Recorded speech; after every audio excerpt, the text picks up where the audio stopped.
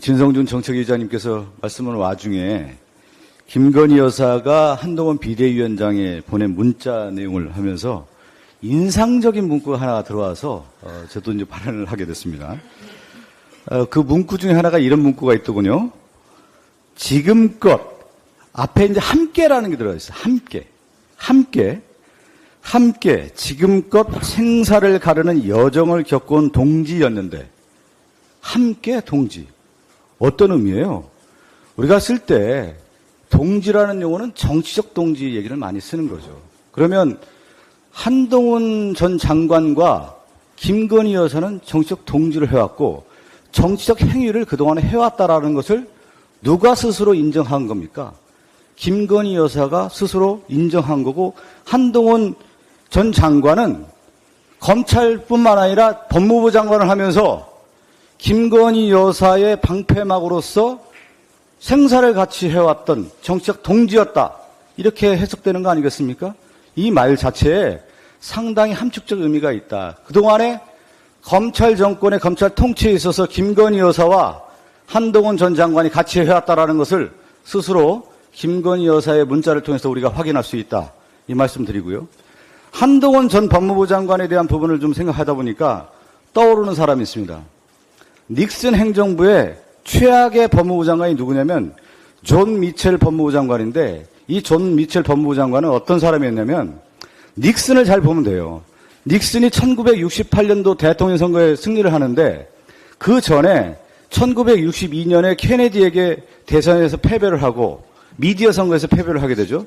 그 이후에 주지사 선거에서도 패배하다가 어렵게 68년도에 닉슨이 대통령이 당선이 되는데 그 당시 민주당의 험프리라고 하는 후보와 경쟁을 해서 전국 득표율에서 0.7%로 닉슨이 당선이 됩니다.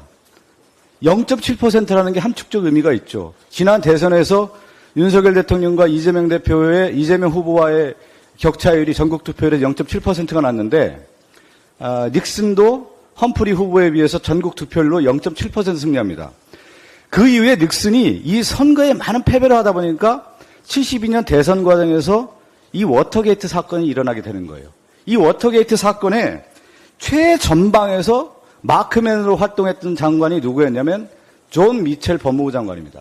그래서 존 미첼 법무부 장관이 워터게이트 사건에 개입해서 체포되고 징역 4년을 살게 돼요. 근데 이 존 미첼뿐만 아니라 이 아주 인상적인 인물이 또 하나 등장하는데 닉슨의 워터게이트 사건의 최전방의 방패막으로서 누가 활동을 하게 됐냐면 존 딘이라는 법률 자문역이 있는데 이 존 딘이 실제 상원청문회에서 이 워터게이트 사건에 대한 모든 내용을 공개하게 됩니다. 뭐냐? 여기에 상징적 의미가 있죠.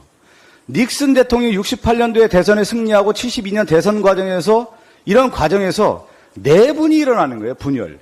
내부의 권력투쟁과 분열이 일어나면서 닉슨의 워터게이트 사건이 일어나게 되는 건데 여기에 핵심이 있다. 이미 김건희 여사와 한동훈 전 장관의 내부 분열과 권력투쟁의 양상에 의해서 우리가 모르는 은밀한 문자 내용이 공개가 되고 이들에 의한 정치 행위가 지금 드러나고 있다. 그 정치 행위의 핵심이 뭐냐? 자기들 스스로 정치적 동지였다라는 것을 문자를 통해서 확인할 수 있었다. 우리가. 여기에 있는 것이다. 그러니까 존 미첼 장관을 제가 얘기했듯이 한동훈 전 장관의 이런 행위가 어떤 행태가 보여졌는지 우리가 지금 이제 사실로서 드러나는 것이 아니냐. 역사에 준엄한 심판과 경고라는 것이 미국 사례에서도 드러났듯이 이제 윤석열 정권의 민낯이 국민들에게 하나하나 드러나는 거고 제가 핵심으로 얘기했던 김건희 여사와 한동훈 전 장관은 정치적 동지였다라는 것이 이미 이 문자를 통해서 우리가 확인할 수 있었다.